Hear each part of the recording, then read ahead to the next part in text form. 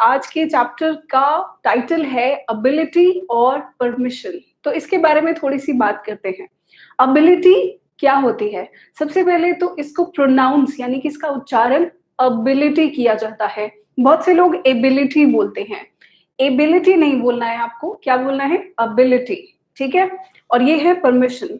Ability का हिंदी में meaning क्या होता है? हिंदी में मैं कहूँ तो इसका मीनिंग है क्षमता। आप क्या कर सकते हैं, क्या करने की क्षमता आपके अंदर है, चाहे आप माइंड से करें, चाहे आप बॉडी से करें, चाहे आप किसी और से करवाएं, क्या क्षमता है किसी काम को, किसी क्रिया को, वर्क को करने के लिए, उसको बोलते हैं एबिलिटी।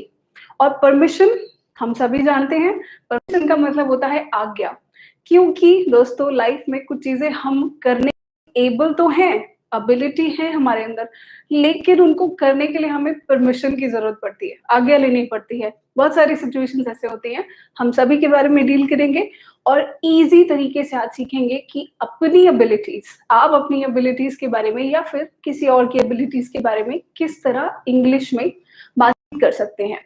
खैर, इसको सबको शुरू करने से पहले मैं चाहती हूँ कि आप कुछ सेकंड, 1 मिनट 2 मिनट का टाइम लें और सोचें कि आप अपनी लाइफ में क्या क्या कर सकते हैं, आपकी एबिलिटीज क्या क्या हैं। मैं आपको थोड़े बहुत एग्जांपल दे सकती हूँ। जैसे मेरी एबिलिटी ये है कि मैं इस कैमरा के सामने इस क्लास में आके आपको पढ़ा सकती हूँ। आप ये कर सकते हैं तो इसका मतलब आपकी भी एबिलिटी है। आप सभी इस क्लास के अंदर है तो ये प्रूफ है कि आपकी एबिलिटी है कि आप इंग्लिश सीख सकते हैं, आप कर सकते हैं। नोटिस करें कि मैं एक वर्ड का बहुत इस्तेमाल कर रही हूँ। हिंदी में ये वर्ड है कि मैं यह कर सकता हूँ या मैं कर सकती हूँ।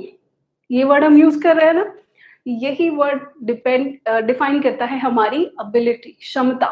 हम क्या कर सकते हैं, कोई भी चीज, खाना बना सकते हैं, पढ़ सकते हैं, लिख सकते हैं, चल सकते हैं, बोल सकते हैं, कितनी भाषाओं में बोल सकते हैं, क्या क्या बना सकते हैं, किसी को मना सकते हैं, किसी को गुस्सा दिला सकते हैं। ये सब आपकी एबिलिटीज होती हैं। लेकिन जब हम बात करते हैं इंग्लिश में एबिलिटीज की, तो हम कुछ स्पेसिफिक चीजों के साथ कुछ स्पेसिफिक वर्ड्स यूज करते हैं। आज हम उन्हीं वर्ड्स के साथ डील करेंगे। Just wait for 10-15 seconds. हम 10-15 सेकेंड इंतजार करते हैं, कुछ और लोगों को आने देते हैं, हम जल्दी से लेसन स्टार्ट करेंगे। ओके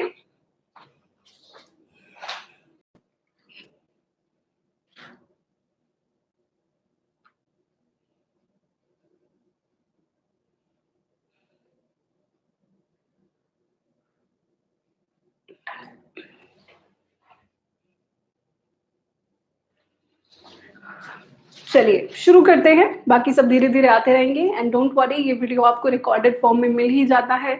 आपको ये वीडियो हमेशा अवेलेबल रहेगा, जितनी बार चाहे देखिए, जितनी बार चाहे इसको समझिए। हम शुरू करते हैं जल्दी से अपना चैप्टर। सबसे पहले हम बात करेंगे एबिलिटीज। हम इस पार्ट के बारे में बात करेंगे क्योंकि परमिशन इसी से रिलेटेड है, तो पहले हम इसको समझेंगे ये क्या होता है। ओके, मैंने यहाँ 3 वर्ड्स लिखे हैं, can, could, able to. English में सबसे ज्यादा कॉमनली इस्तेमाल यानी कि सबसे ज्यादा इस्तेमाल होने वाले शब्द आपकी एबिलिटी, आपकी क्षमता, आप क्या कर सकते हैं, ये दिखाने के लिए जो यूज किए जाते हैं वो ये 3 फ्रेजेस हैं। फ्रेजेस कह लें, वर्ड्स कह लें। एबल टू है, कैन एंड कुड वर्ड्स है, ठीक है।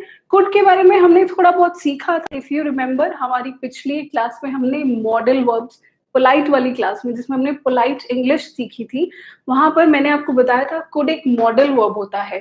मॉडल वर्ब क्या होता है? मॉडल वर्ब मतलब एक ऐसी क्रिया जो दूसरी क्रिया के साथ सेंटेंस में यूज की जाती है, ये बताने के लिए कि आपके एक्शन, आपकी क्रिया जो आप कर रहे हैं उसके पीछे की भावना क्या है, उसके पीछे का लाइकलीनेस क्या है, क्या एक्सप्रेशन है उसके पीछे, वो हम मॉडल वर्ब के साथ यूज करते हैं। लेकिन इंग्लिश में एक ही शब्द के दोस्तों बहुत सारे यूजेस होते हैं, तो कुड का इस्तेमाल एबिलिटीज के लिए भी किया जाता है। तो यहाँ हम मॉडल वाला वर्ब वाला कुड नहीं बात कर रहे हैं, आज हम कुड को बात करेंगे एज कैन का पास्ट टेंस। पास्ट टेंस का मतलब उसका पार्टिसिपल पास्ट फॉर्म। कैन मतलब अभी, कुड मतलब पहले, पास्ट। ओके, धीरे धीरे आप समझ जाएंगे विद एग्जांपल्स कि मैं किस तरह से बात कर रही हूँ। ओके, लेकिन कंफ्यूज नहीं होना है, यहाँ पर कुड हम as a model verb use नहीं कर रहे हैं। ओके, बाद में यूज करेंगे। चलिए सबसे पहले हम बात करते हैं कैन की। जैसे कि मैंने आपको बताया क्या कर सकते हैं, तो कैन का सीधा सीधा हिंदी ट्रांसलेशन होता है कि आप क्या कर सकते हैं। बहुत सिंपल सा एक सेंटेंस मैंने लिखा है, आई कैन स्विम, मैं स्विम कर सकता हूँ। स्विम मतलब तैरना, मैं तैर सकता हूँ। अगर कोई आपसे पूछे कैन यू स्विम, क्या तुम तैर सकते हो, तो आप जवाब देंगे आई कैन स्विम, मतलब मैं तैर सकता हूँ। आई कैन स्पीक इंग्लिश, बोल सकता हूँ, मैं इंग्लिश बोल सकती हूँ। यही सेंटेंस अपनी लाइफ में लाने के लिए आप इन क्लासेस में आए हैं, ताकि आप ये बोल सके कॉन्फिडेंस के साथ, I can speak English and trust me you can speak English. English एक छोटी सी लैंग्वेज है, सभी सीख सकते हैं। You can, I can speak English, मैं इंग्लिश बोल सकता हूँ, मैं इंग्लिश बोल सकती हूँ। मैंने यहाँ पर इन इंग्लिश का इस्तेमाल नहीं किया है क्योंकि वो फिर दूसरा सेंटेंस हो जाएगा। I can speak in English, मैं इंग्लिश में बात कर सकती हूँ, मैं इंग्लिश में बोल सकता हूँ। वो एक अलग तरीके का सेंटेंस होता है। अबिलिटी जब आप बताते हैं कि मैं ये भाषा बोल सकता हूँ, I can speak English, English के अलावा आप कोई भी भाषा बोल सकते हैं। I can speak Hindi, I can speak French, I can speak German, बहुत सारे लैंग्वेजेस है, हम डील कर रहे हैं इंग्लिश के साथ। आई कैन स्पीक इंग्लिश, मैं इंग्लिश बोल सकती हूँ। आप ध्यान रखिएगा कि मैं ये सेंटेंसेस हिंदी में किस तरह बोल रही हूँ। हम इसके बाद एक बार रिवाइज करेंगे और मैं आपको बताऊंगी कि कैन का इस्तेमाल किस पर्टिकुलर जगह पे किया जाता है। I can write with both hands, मैं दोनों हाथों से लिख सकता हूँ। मैं दोनों हाथों से नहीं लिख सकती, सिर्फ एक एग्जाम्पल है। कुछ लोग होते हैं, कुछ लोग राइट हैंड से लिखते हैं, कुछ लोग लेफ्ट हैंड से लिखते हैं, कुछ लोग दोनों हाथों से लिख सकते हैं। आई होप शायद आप में से कोई ना कोई ऐसा हो जो दोनों हाथों से लिख सकता है। ये बहुत ही अलग रेयर क्वालिटी होती है, कभी कभी किसी में होती है, लेकिन होती है। तो अगर कोई बोले I can write with both hands, मैं दोनों हाथों से लिख सकता हूँ। ऐसे इंसान को वैसे बोलते क्या है इंग्लिश में? एक वर्ड होता है इसके लिए जो दोनों हाथों से लिख सकते हैं। मैं आपको बताती हूँ, बहुत ही अमेजिंग सा वर्ड है। The word is ambidextrous। थोड़ा सा लंबा वर्ड है, लेकिन क्वालिटी इतनी अच्छी है तो एक लंबा सा नाम है इस वर्ड का, ambidextrous। दोस्तों एम्बी का मतलब इंग्लिश में होता है जो चीज दोनों तरह से हो जाए। मैं इसके डिटेल्स में नहीं जाऊंगी, सिर्फ आपको मतलब समझा रही हूँ। और डेक्स्ट्रस एक लैटिन वर्ड है जो हैंड से रिलेटेड है, हाथों से रिलेटेड। एम्बीडेक्स्ट्रस का मतलब होता है जो दोनों हाथों से लिख सके, ऐसे पर्सन को हम एम्बीडेक्स्ट्रस बोलते हैं। कुछ extra information, I can write with both hands, मैं दोनों हाथों से लिख सकता हूँ। He can sing very well, he can वो बहुत अच्छा गा सकता है। She can sing very well, वो बहुत अच्छा गा सकती है। आपने देखा मैंने इन सब में है, मैं कर सकता हूँ, वो कर सकता है, ऐसे बोला है हमेशा। ट्रांसलेशन इसका हिंदी में इस तरह हुआ है।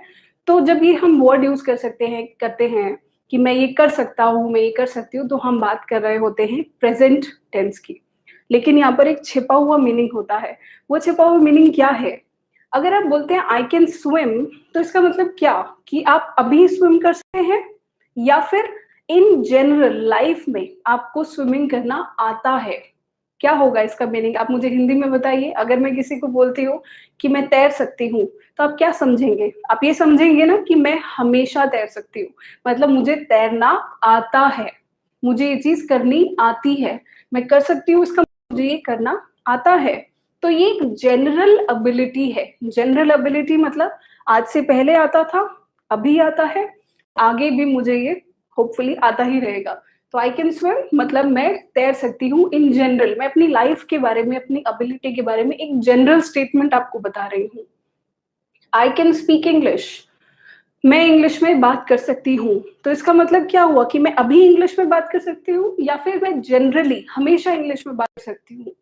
सेकेंड ऑप्शन, मैं हमेशा इंग्लिश में बात कर सकती हूँ जब भी जरूरत पड़ेगी, यानी मुझे ये करना आता है, मुझे ये करना आता है। हिंदी में हम बोलते हैं ना मुझे ये करना आता है, मुझे खाना बनाना आता है, इसका मतलब मुझे जनरली खाना बनाना आता है। I can write with both hands, मैं दोनों हाथों से लिख सकता हूँ। इसका मतलब इस मोमेंट पे, इस मोमेंट से पहले मे बी, और इस मोमेंट के बाद मैं दोनों हाथों से हमेशा लिख सकता हूँ, मुझे ये आता है।